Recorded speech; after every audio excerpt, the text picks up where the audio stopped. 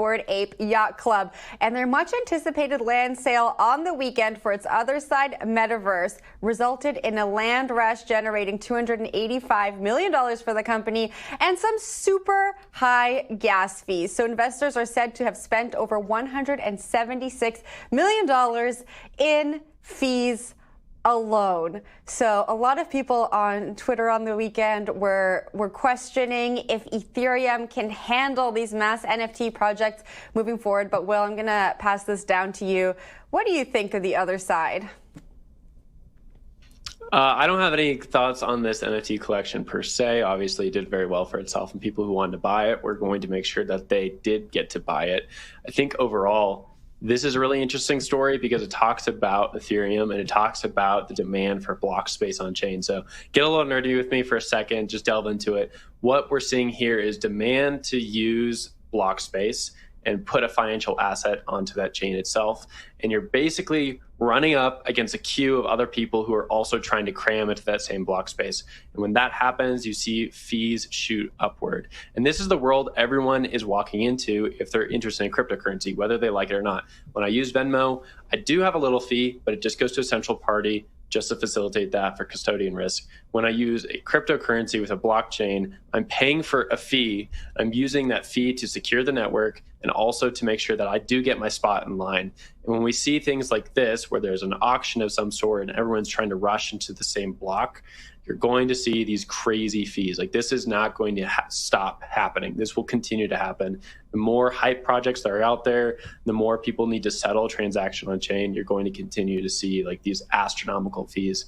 It's not going to stop happening for quite a while until there's some sort of technological change that can facilitate more transactions on chain and lower the aggregate fees. Zach, I want to throw this one to you though and get your take on it. I took us to Nerd Corner for a second, but maybe take us back into like the green pastures of why this matters for NFT markets or whatever you got for us. Nerd Corner is the place to be. It's really important to understand that. That's the story of CryptoKitties clogging the Ethereum blockchain. It's the story of why CryptoKitties creator Dapper Labs created their own blockchain, Flow, to host their next breakout project, NBA Top Shot. And now, interestingly, you're seeing Yuga Labs say the same thing.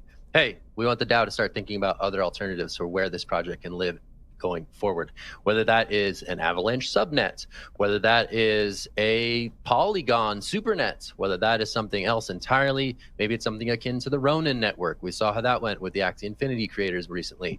It's going to be really interesting to see what the lesson is from this and if Yuga Labs takes its ball and goes elsewhere. Maybe they want the elite thing. Maybe this is a luxury good that wants to exist on chain, on the Ethereum smart chain, where that's, on the Ethereum chain, where that's where the party is. Maybe they want to be there, and maybe the people who are able to afford these sales don't mind the crazy gas costs at the end of the day because they're up big. So anyway, it's going to be interesting to see what the plan is going forward. If some of the tea leaves that are in this article and others play out, and we see a Bored Ape specific blockchain pop up on one of these other networks or its own new network entirely. I think there's going to be a lot of poking around to see if anyone has any intel on what the current state of that conversation is. But I'm going to throw it to Jen for her thoughts. So Yuga Labs also said that I don't know if they said this exactly, but there's speculation that Yuga Labs is going to refund the gas fees to all of these people who spent exorbitant amounts of gas on this metaverse land. And it begs the question for me, like, we talk so much about mainstream adoption and wanting everyone to come and benefit from this technology, but then when we have a large amount of people who are all coming to do one thing, like we've seen in this project, the technology can't handle it. And so should we maybe, as an industry, be rather focusing on building up the technology, and maybe there's enough adoption here to test the technology now? That's what I've been pondering as I read this story. I'm not sure if either of you have any thoughts on that. It just feels like there's enough people here to start building the technology, and maybe we should wait for that mass adoption. NFTs are forcing some intellectual conversations this morning, which is a rare thing itself. I think to your question, in terms of like technological adoption, there has been interest for so long, but all these NFT projects are building on the shoulders of previous builders, and those builders couldn't figure it out. I don't assume that this generation of builders is necessarily going to figure it out either. And the reason I say that is because what Bitcoin did, what Ethereum did, what these chains did was already revolutionary in the fact that they made permissionless, censorship-resistant money. And now we're trying to scale it up to where everyone can access it.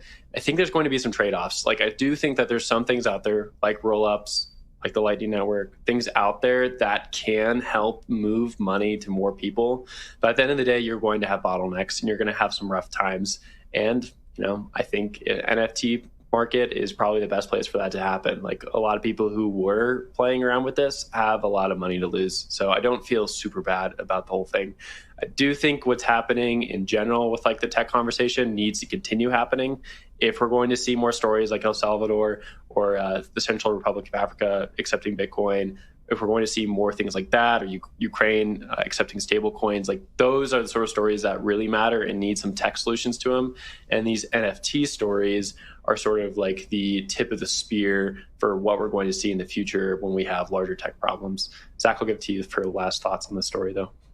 Yeah, for sure. So headlines like this are a great advertisement for these faster smart contract chains that are looking to make their case for why they should exist. Hey, we can support these things. We do fast, we do cheap. Sure, there are some decentralization trade-offs.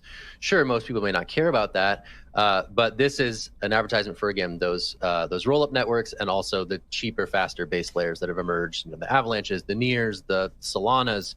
The flip side is we're going to have our next story, which is going to be a counterpoint to that pitch, right? Some of these other networks can't necessarily always get onto their feet as fast as they would like in a way that is reliable all the time. So there are trade-offs. This stuff is very much experimental, right? This stuff is still being built as all these huge sums of money poured into it. So these issues, these congestion issues, are a good reminder that